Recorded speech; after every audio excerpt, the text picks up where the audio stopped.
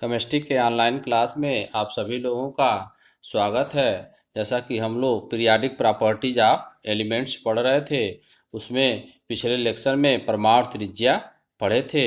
इस लेक्चर में हम लोग आयनन विभव या आयनन ऊर्जा या आयनन एंथैल्पी पढ़ेंगे। आयनाइजेशन एनर्जी, आयनाइजेशन पोटेंशियल और आयनाइजेशन एंथैल्पी।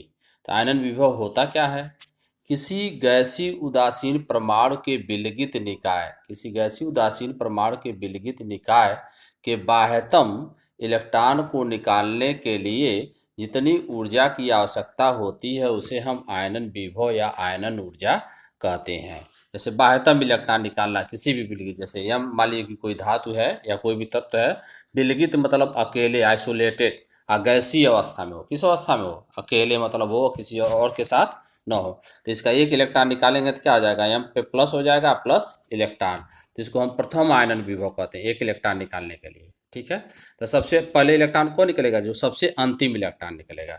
ठीक है, तो एक इलेक्ट्रॉन निकालने के लिए आवश्यक ऊर्जा को प्रथम आयनन विभव या प्रथम आयनन ऊर्जा कहते हैं। इसी प्रकार दूसरे इलेक्ट्रॉन को निकालने के लिए को हम द्वितीय और तीसरे इलेक्ट्रॉन को निकालने के लिए तृतीय आयनन विभव या आयनन ऊर्जा कहते हैं। तो परिभाषा क्या है? किसी गैसीय, कोई भी गैसीय उदासीन परमाणु से सबसे कम लूजली बाउंड इलेक्ट्रॉन कौन होगा? जो सबसे अंतिम इलेक्ट्रॉन होगा, क्योंकि वह नाभिक से उतना ही दूरी पर होगा।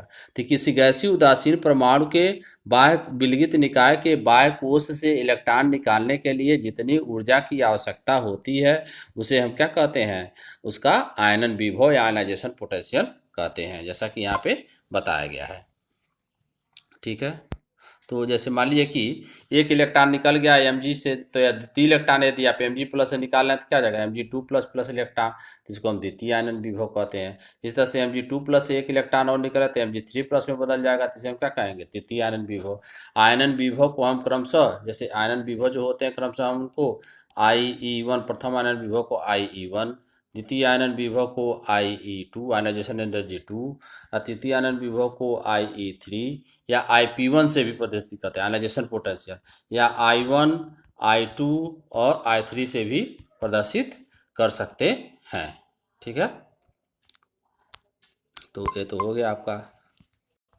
अब इसमें नोट है, द्वितीय आयनन विभव का मान प्रथम आयनन विभव के मान से अधिक होता है। इसका कारण यह है कि एक इलेक्ट्रॉन निकल जाने के पश्चात बने धनायन में से, एक इलेक्ट्रॉन निकल जाने के पश्चात बने एक धनायन पर शेष इलेक्ट्रॉनों पर नाभिक द्वारा आरोपित आकर्षण बल का मान बढ़ जाता है और इससे इलेक्ट्रॉन निकालने के लिए अधिक ऊर्जा की आवश्यकता होती है। ठीक है ना? जैसे मान लीजिए कि नाभिक बताया ना, नाभिक होता धनावेशित होता है और बाहर इलेक्ट्रॉन होते हैं। तो एक इलेक्ट्रॉन जब यहाँ मान लीजिए बाहरी कोश का इलेक्ट्रॉन निकल जाएगा तो जो शेष इलेक्ट्रॉन बचे रहेंगे उस पर नाभिक क्या करेगा? धनावेशित नाभिक अधिक आकर्षण बल आरोपित करेगा ना, तो उससे इलेक्ट्रॉन निकालने के लिए क्या करना पड़ेगा? आपको और अधिक ऊर्जा देना पड़ेगा। ठीक ना? तो क्या हो जाएगा? इसीलिए द्वितीय आयनन विभव का मान क्या होगा? प्रथम आयनन विभव के मान से अधिक होगा। ठीक है, इसी तरह से इसी प्रकार तृतीय आयनन विभव का मान भी क्या होगा? द्वितीय आयनन विभव के मान से अधिक होगा। अर्थात डैश डैश डैश डैश यह बनाया गया, dash dash dash dash dash dash IE3 greater than IE2 greater than IE1। अब इसमें है आपका आयनन विभव को प्रभावित करने वाले कारक। तो आयनन विभव को प्रभावित करने वाले कारक क्या क्या हैं? पहला है परमाणु आकार। परमाणु आकार जितना ही अधिक होगा, आयनन विभव समानुपाती 1/, परमाणु त्रिज्या। अर्थात किसी तत्व का परमाणु आकार अधिक होगा तो आयनन विभव क्या होगा? परमाणु आकार अधिक होने का मतलब कि नाभिक से जो बाह्य कोश का इलेक्ट्रॉन होगा उसकी दूरी क्या होगी? अधिक होगी यहाँ इलेक्ट्रॉन। तो इस पर इलेक्ट्रॉन जो है नाभिक आरोपित आकर्षण बल आरोपित करेगा, क्या होगा? वह कम होगा, यानी कि उसका आयनन विभव क्या होगा? तब उसको निकालने के लिए क्या होगा? जब कम होगा तो क्या होगा? इलेक्ट्रॉन स्वतंत्र होगा, यानी कि उसकी ऊर्जा अधिक होगी, तो उसको निकालने के लिए क्या करना पड़ेगा? अधिक ऊर्जा की आवश्यकता नहीं होगी। और प्रभावी नाभिकीय आवेश दूसरा है, आयनन विभव समानुपाती प्रभावी नाभिकीय आवेश, यानी कि नाभिक पर जितना ही प्रभावी नाभिकीय आवेश का मान जितना ही अधिक होगा, इलेक्ट्रॉन पर अधिक, जो बाहर इलेक्ट्रॉन होगा अधिक आकर्षण बल आरोपित करेगा। अधिक आकर्षण बल आरोपित करेगा तो इस इलेक्ट्रॉन को निकालने के लिए क्या करना पड़ेगा? आपको अधिक ऊर्जा की आवश्यकता होगी।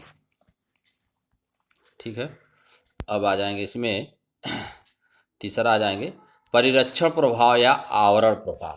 परिरक्षण प्रभाव होता क्या देखेंगे, नाभिक होता है, एक कोष होता है, जनरली यह 3 कोषों में ही पाया जाता है, 3 से अधिक 4 कोषों में। ठीक है, तो मान लीजिए कि यह 3 है, तो इसमें 2 इलेक्ट्रॉन है पहले में, दूसरे में 8 होते हैं, फिर 8 होते हैं, फिर चौथे में कितने होते हैं, 18 तक होते हैं, 2 मान लीजिए।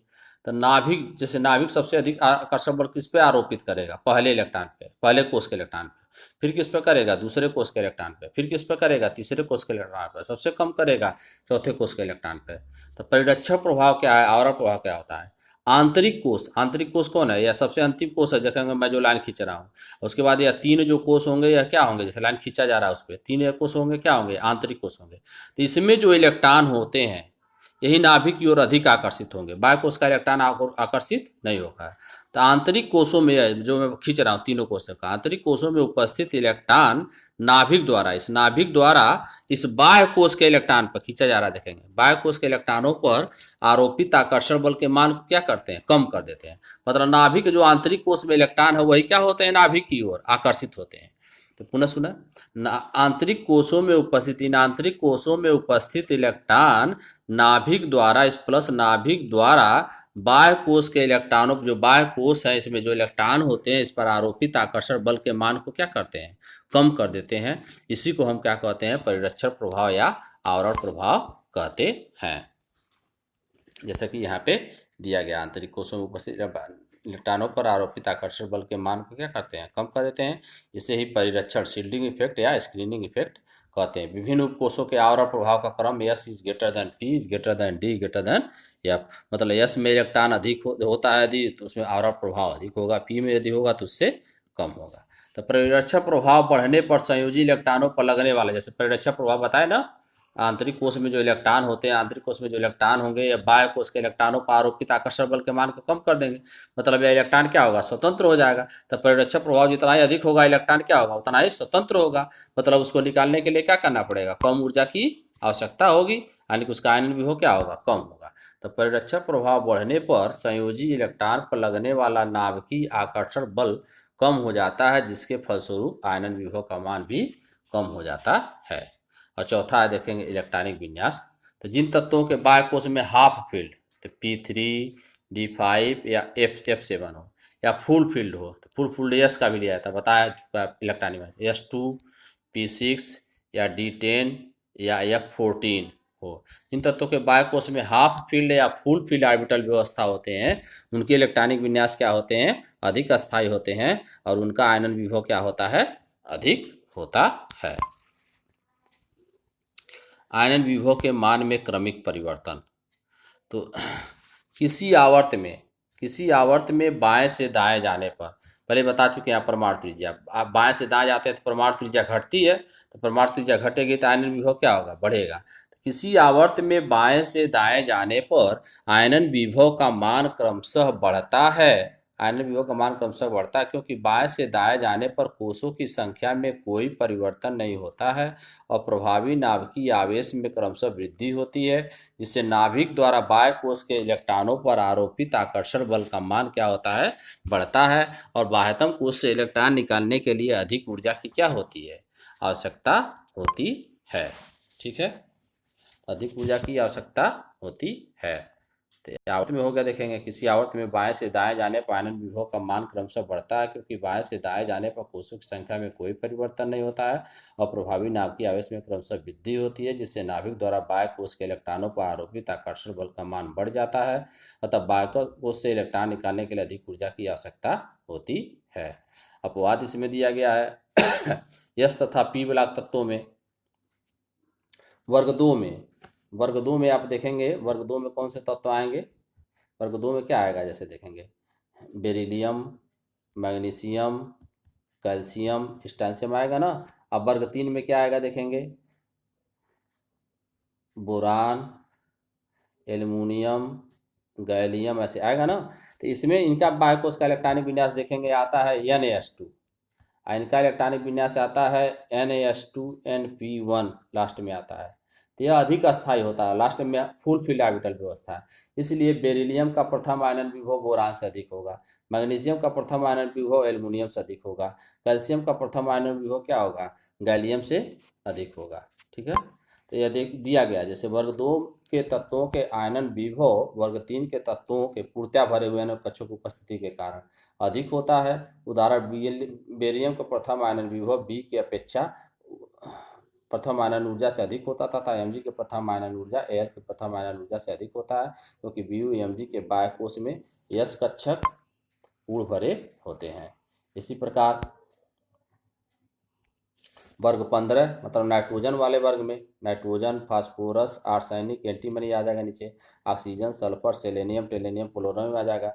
तो इसी प्रकार वर्ग 15 के तत्वों का प्रथम आयनन विभव इसके अधिक स्थायी अर्धविन्यास के कारण संगत वर्ग 16 वही ऑक्सीजन वाले के अधिक होता है। उदाहरण, नाइट्रोजन की प्रथम आयनन ऊर्जा ऑक्सीजन की प्रथम आयनन ऊर्जा से अधिक होती है तथा फास्फोरस की प्रथम आयनन ऊर्जा यस की प्रथम आयनन ऊर्जा से अधिक होती है, क्योंकि एन और टी के बाह्य कोश में 2p व 3p अर्ध बड़े होते हैं, जो अपूर्ण p उपकोषों की तुलना में क्या होते हैं, अधिक स्थायी होते हैं। और अक्रिय गैसों या उत्कृष्ट गैसों के इलेक्ट्रॉनिक विन्यास पूर्ण होने के कारण ये अत्यधिक अस्थायी होते हैं तथा इनकी आयनन विभव क्या होती है, आवर्त सारणी में उच्चतम होती है। नोट करके यहाँ लिखा गया है, हीलियम का आयनन विभव सबसे अधिक होता है, सबसे कम सीजियम का होता है। पहले वर्ग में आएगा ना, hydrogen, lithium, sodium, potassium, rubidium, caesium, सबसे अधिक हीलियम का, सबसे कम सीजियम का। उसके बाद वर्ग में देखेंगे परिवर्तन है आयनन विभव वर्ग में आवर्तिता।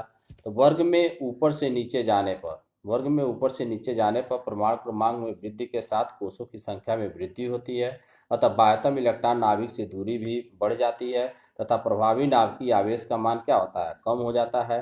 परिणाम स्वरूप ऊपर से नीचे जाने पर अपवाद को छोड़कर आयनन विभव का मान क्या होता है, कम होता है।